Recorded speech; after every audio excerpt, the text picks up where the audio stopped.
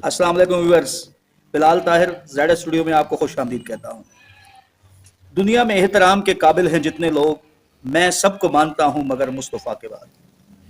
कायनात हर दो आलम के अंदर खुदा वाहदहू ला शरीक के बाद अगर कोई ज़ात अहमियत के और एहतराम के काबिल है तो वो रसूल खुदा सल्लल्लाहु अलैहि वसल्लम की ज़ात बाबरकत है। और आप सल्लल्लाहु अलैहि वसल्लम की शान और आप सल्लल्लाहु अलैहि वसल्लम की तारीफ़ की अगर हम बात करें तो मैं यही कहूँगा कि आका सारा कुरान तेरा रंगे बयां लगता है, इसका कारी हूँ कि ये तेरी ज़बान लगता है। और जब भी नासिर सूए अफलाक नज़र जाती है, चांद तेरी एड़ी का निशान लगता है। तो इसी मौजू को हम आगे बढ़ाने के लिए आज हमारे स्टूडियो में ज़ेड स्टूडियो में तशरीफ़ लाए हमारे मोअज़्ज़ज़ मेहमान।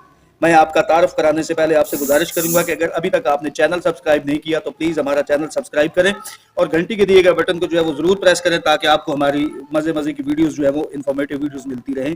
तो चलते हैं अपने मेहमान से मिलने। आज हमारे साथ जो मेहमान तशरीफ़ फरमा हैं उनका तारुफ मैं आपके सामने कराए देता हूँ। आका हुज़ूर अलैहिस्सलातु वस्सलाम के खूबसूरत नात खान भी हैं, कारी कुरान भी हैं, आलिम दीन भी हैं और एक सरमाए की हैसियत रखते हैं। इज़्ज़त माब जनाब कारी तजम्मल हुसैन साहब, मैं आपको अपने चैनल में खुश आमदीद कहता हूँ। अल्हम्दुलिल्लाहि रब्बिल आलमीन वस्सलातु वस्सलामु अला खातमिन नबिय्यीन अम्मा बाद फ़अऊज़ु बिल्लाहि मिनश शैतानिर रजीम बिस्मिल्लाहिर रहमानिर रहीम। सबसे पहले बिलाल भाई मैं आपका शुक्रिया अदा करता हूँ और आपको मुबारकबाद देता हूँ। माशाअल्लाह आपने बहुत ही ये प्यारा काम शुरू किया है, सदका जारिया भी है। तो आपने जो सवाल रखा है मेरे इससे कबल सवाल किया है कि नाते मुस्तफ़ा सल्लल्लाहु तआला अलैहि वसल्लम जो हम पढ़ते हैं इसका अजर क्या है, सवाब क्या है। हुज़ूर नबी रहमत सल्लल्लाहु तआला अलैहि वसल्लम के सहाबी हैं, नाम है हज़रत अब्दुल्ला बिन रवाहा रज़ियल्लाहु तआला अन्हु।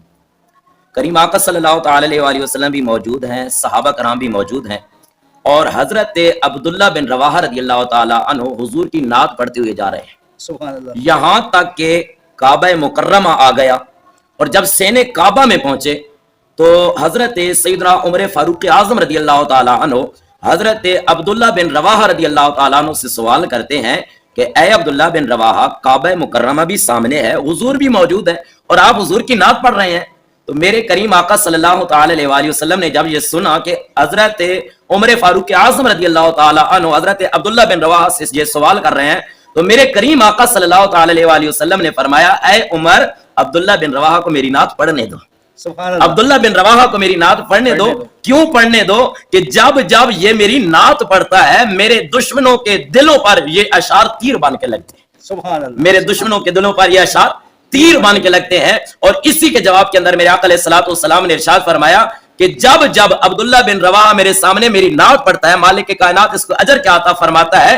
फरमाया, मैदाने जंग में दुश्मन के खिलाफ तीर चलाने वाले को जो रब सवाब अता फरमाता है ना, वही सवाब मेरे इस नात खान को भी अता फरमाता है।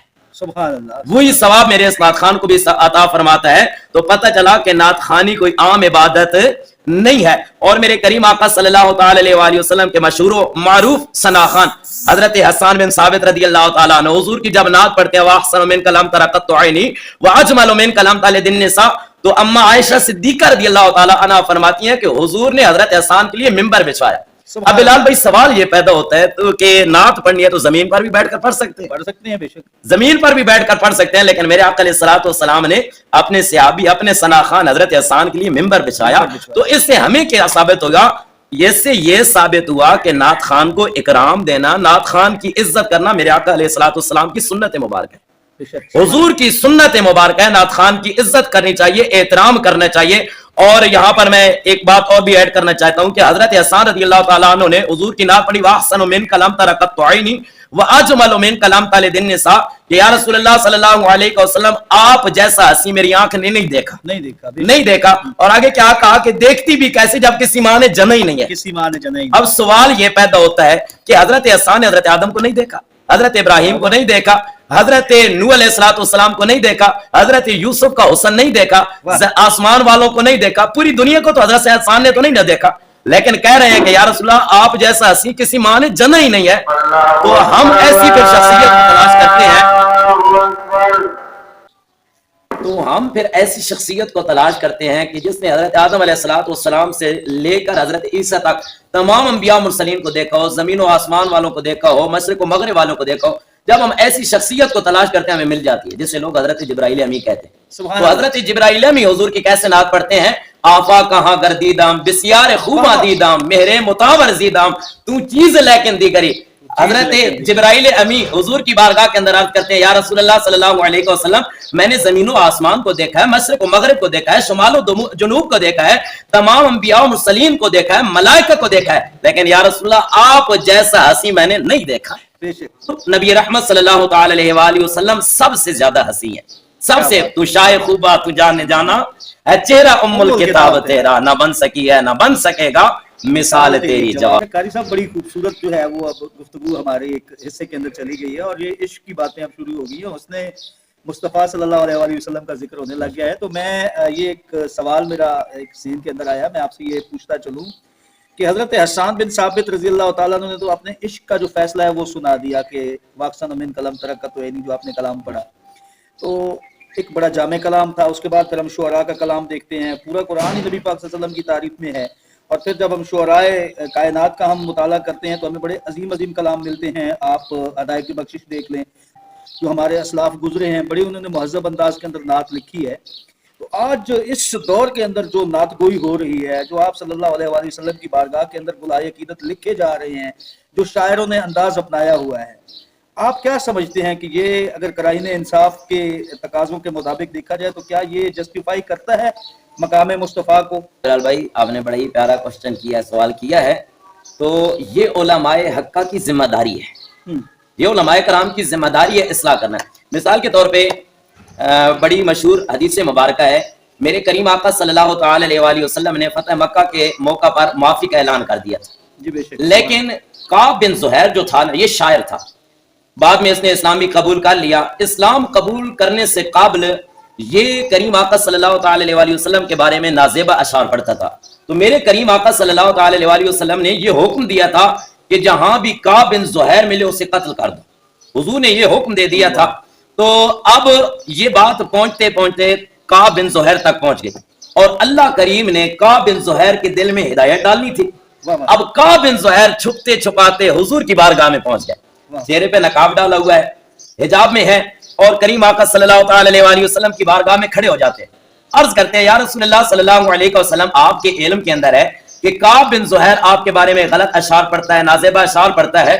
اگر ہم اس کو پکڑ کر آپ کی بارگاہ کے اندر لے آئیں اور آپ سے وہ معافی مانگے، آپ پر وہ ایمان لے آئے، کیا آپ اسے معاف کر دیں گے؟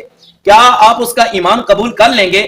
تو میرے کریم آقا صلی اللہ تعالی علیہ وآلہ وسلم نے کیا خوب فرمایا، فرمایا کعب بن زہیر اب آ ہی گئے ہو تو ہم تجھے جا معاف کرتے ہیں. سبحان اللہ. اب چہرے پہ نقاب ہے، حجاب ڈالا ہوا ہے. تو میرے آقا فرماتے ہیں کعب بن زہیر اب آ ہی جو گئے ہو تو ہم جا تجھے معاف کرتے ہیں. تو اب کعب بن زہیر رضی اللہ تعالیٰ عنہ حضور کا کلمہ پڑھتے ہیں، یہ کعب بن زہیر سے حضرت کعب بن زہیر رضی اللہ تعالیٰ عنہ بن جاتے ہیں. اب کعب بن زہیر حضور کی بارگاہ کے اندر عرض کرتے ہیں یا رسول اللہ صلی اللہ علیہ وسلم میرا جی چاہتا ہے، میرا دل کرتا ہے کہ جس زبان سے میں آپ کے بارے میں نازیبہ اشعار پڑھتا تھا آج اسی زبان سے میں آپ کی نعت پڑھوں. سبحان اللہ. میں آپ کی نعت پڑھوں. تو حضور کے سامنے حضرت کعب بن زہیر رضی اللہ تعالیٰ عنہ نعت پڑھتے ہیں، صحابہ کرام بھی بیٹھے ہیں، حضور بھی بیٹھے ہیں. کعب بن زہیر نعت پڑھتے ہیں. جب یہاں پر پڑھتے ہیں نا ان رسول لنور یستضع به مہند من سیوف الہند، کہ یا رسول اللہ صلی اللہ علیہ وسلم آپ نور ہیں اور ایسے نور ہیں کہ آپ ہی کی چمک ہے یہ ساری کائنات چمکی ہے. اور میرے اعلیٰ حضرت شاید اسی کا ترجمہ کرتے ہوئے کہتے ہیں کہ چمک تجھ سے پاتے ہیں سب پانے والے، میرا دل بھی چمکا دے چمکانے والے. تو حضرت کعب بن زہیر جب یہاں پر پہنچتے ہیں تو میرے کریم آقا صلی اللہ علیہ وسلم اپنی چادر مبارک حضرت کعب بن زہیر رضی اللہ تعالیٰ عنہ کو تحفے کے اندر دے دیتے ہیں. سبحان اللہ. تحفے کے اندر دے دیتے ہیں. تو اب حضرت کعب بن زہیر نے یہاں پر پڑھا تھا من سیوف الہند، کہ آپ ہند کی تنی ہوئی تلوار ہے. تو میرے آقا علیہ الصلوۃ والسلام نے یہاں اصلاح فرماتے ہوئے فرمایا کہ آپ من سیوف الہند نہ کہو بلکہ من سیوف اللہ کہو، یعنی آپ اللہ کی تلوار، میں اللہ کی تلوار ہوں. یہ نہ کہو کہ ہند کی تلوار ہے بلکہ کہو کہ اللہ کی تلوار ہو. حالانکہ بلال بھائی اس میں کوئی گستاخی بھی نہیں ہے، کوئی توہین بھی نہیں ہے، لیکن جو وزن اس میں ہے نا من سیوف اللہ میں، وہ من سیوف الہند میں نہیں ہے. تو دوسری پہلی بات ہم یہ ثابت ہوئی کہ نعت خان کو تحفے دینا، اس کی عزت کرنا یہ حضور کی سنت ہے. اور دوسری بات یہ ثابت ہوئی کہ جو بندہ نعت کے مزاج کو سمجھتا ہے اور کوئی ثنا خان ایسی نعت پڑھ رہا ہے جو مقام رسالت کے مطابق نہیں ہے تو اس بندے کا حق ہے کہ وہ اس کی اصلاح کرے. ہم بلال بھائی نعت خوانی کے قائل ہیں، الحمدللہ نعت خوانی کرتے بھی ہیں، نعت خوانی سنتے بھی ہیں، لیکن جو اس کے اندر خرابیاں پیدا ہو گئی ہیں یہ ہم نے دور کرنی ہے۔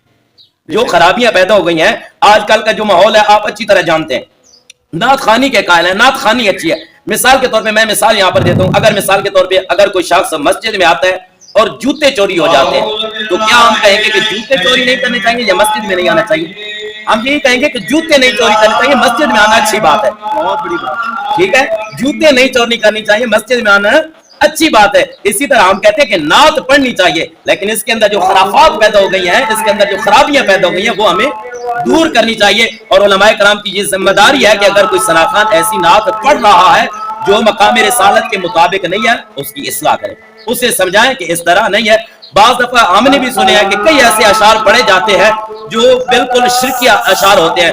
مثال کے طور پہ بعض ثنا خانوں کو یہ دیکھا گیا ہے کہ میں کو دیکھ کے جنت نو جہنم نو پسینہ آ جائے، یہ نعوذ باللہ من ذالک کتنا خطرناک شعر ہے۔ تو اس طرح کے جو اشعار نعت خوان پڑھتے ہیں تو اس طرح کے انہیں گریز کرنا چاہیے، پریز کرنا چاہیے، اس طرح کے اشعار نہیں پڑھنے چاہیے۔ اور علماء کرام کا حق ہے کہ اس طرح کے ثنا خانوں کو سمجھائیں اور ہم جو ہے ادب کی طرف ہیں، کیونکہ سب سے پہلا کرینہ ادب ہے، ادب کے کرینوں میں سب سے پہلا کرینہ ادب ہے۔ ہمیں چاہیے کہ ہم ادب کی طرف آئیں۔ اللہ کریم کی بارگاہ کے اندر دعا کرتے ہیں کہ مالک کائنات آپ کی یہ کاوش اپنی بارگاہ کے اندر منظور و مقبول فرمائے اور ہمیں اسی طرح ثنا خوانی کرنے کی توفیق عطا فرمائے جس طرح ثنا خوانی کرنے کا حق ہے۔ ویورز، قاری تجمل عطاری صاحب کی گفتگو آپ نے سنی، یقیناً بڑے ایمان افروز پیغام تھے اس گفتگو کے اندر اور بڑی جامع باتیں تھیں، اور حضور نبی کریم صلی اللہ علیہ وآلہ وسلم کی بارگاہ کے شان شایان کلام اور شان شایان الفاظ۔ میں اس حوالے سے ایک ہی شعر پڑھوں گا کہ لفظ میں آپ کے شایان کہاں سے لاؤں، میں بھلا لہجہ قرآن کہاں سے لاؤں۔ بہرحال ذکر رسول بہت بڑی بارگاہ ہے اور بہت بڑا ایک جو ہے وہ فریضہ ہے اور کام ہے، تو اس حوالے سے احتیاط ضرور بضرور ملحوظ خاطر رکھنی چاہیے۔ ملیں گے انشاءاللہ نئی ایمان افروز گفتگو کے ساتھ اپنے ایک نئے مہمان کے ساتھ، تب تک دیجیے اپنے میزبان محمد بلال طاہر کو اجازت۔ اللہ حافظ۔